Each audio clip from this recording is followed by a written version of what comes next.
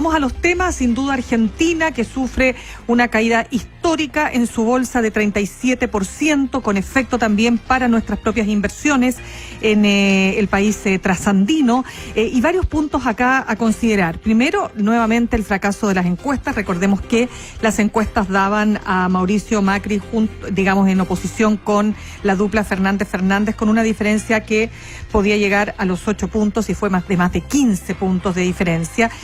Por otro lado, los analistas que dicen que esto es muy difícil de revertir, prácticamente imposible.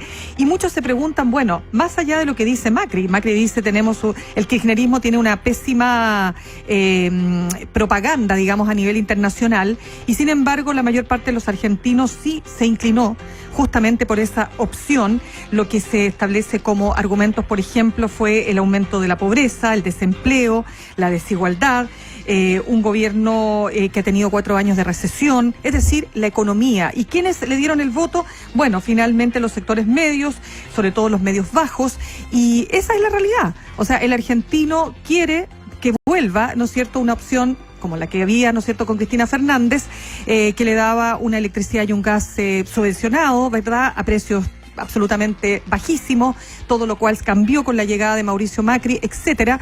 Y en definitiva, da lo mismo la corrupción, las acusaciones que pesen en contra o no de quienes se formaron parte del gobierno de Cristina Fernández y de la propia expresidenta. Hoy día, esa combinación, es decir, de Alberto Fernández con ella como vicepresidenta, es la que aparece la más probable a ganar las próximas elecciones presidenciales. El panorama es desastroso, ¿eh? Es posible que lo de ayer haya sido una primera reacción más neurasténica, más histérica de los mercados, porque francamente lo que hubo fue pánico. Ya no hubo una estampida, sino que hubo un verdadero pánico, un horror al escenario del kirchnerismo gobernando en Argentina. La economía internacional, Macri tiene razón, no cree en esas fórmulas. Basta recordar un par de cosas. Tú decías los subsidios, Mirna. Claro, los subsidios implicaron entonces que las empresas eléctricas no tenían ingresos. Por lo tanto, hubo desinversión. Y Argentina entró durante el kirchnerismo en la fase de generación eléctrica más crítica de su historia. No tenían energía para generar. Porque nadie había invertido. ¿Por qué no había invertido? Porque estaban los precios fijos. Si eso es lo que pasa, 1 más 1 son 2 en economía básica. Otro punto, para proteger los precios se obligó a las empresas productoras a mantener la producción dentro del país sin exportarla. Es decir, la vocación de libre comercio se neutralizó porque el argumento era, a ver, tenemos que abastecer a los argentinos a precios bajos, entonces se obliga a los productores a vender a precios bajos sin exportar. Bueno, ¿qué significa eso? Desinversión en los sectores productivos. Pues ahí estuvo todo el conflicto con el campo, como le llaman allá al argentino, que son los sectores agropecuarios, porque simplemente hubo una crisis productiva porque no había los incentivos para invertir, para crecer, para exportar. Se llegó al delirio en Argentina durante el kirchnerismo de fijar aranceles no para los productos importados, sino a las exportaciones, de manera que los exportadores tenían que pagar un impuesto si querían exportar. ¿Se imaginan algo así en Chile? Es francamente inconcebible. Bueno, a esa política es a los que los mercados les tienen pánico y ayer huyeron, arrancaron de Argentina. Bueno, fíjense ustedes que el Banco Central argentino, Mirna, perdón, sí, claro, es que es francamente demencial lo que está ocurriendo. Ayer subió la tasa de interés al 75%. 75% de interés anual. Imagínate. Aquí en Chile estamos discutiendo si el Banco Central en su próximo ajuste de tasas va a bajar de medio punto, 50 puntos base, si nos vamos a acercar a una tasa anual del 2% nominal, incluyendo la inflación. Es decir, en Chile una tasa real es prácticamente ras con la inflación, un interés cero. Por eso los créditos hipotecarios son los más baratos de la historia. En fin, estamos en esa discusión.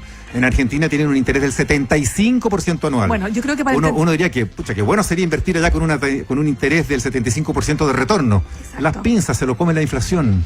Mauricio, yo creo que para entender lo que pasa en Argentina tenemos que ponernos el software argentino. Imposible entenderlo con la lógica con que operamos, ¿no?, en este país. Oye, el otro tema, rapidito, para irnos a la contingencia policial con Richard Jiménez, lo que se ha denunciado denunciado a partir de un reportaje del diario La Tercera de este domingo, la operación Topógrafo, que da cuenta de esta operación de inteligencia realizada al interior del Ejército, es decir, de la Dirección de Inteligencia del Ejército, el DINE, espiando este año 4 personas, 2 funcionarios activos y 2 en retiro de esta institución del Ejército, todos ellos denunciantes de hechos que revestirían eventualmente irregularidades.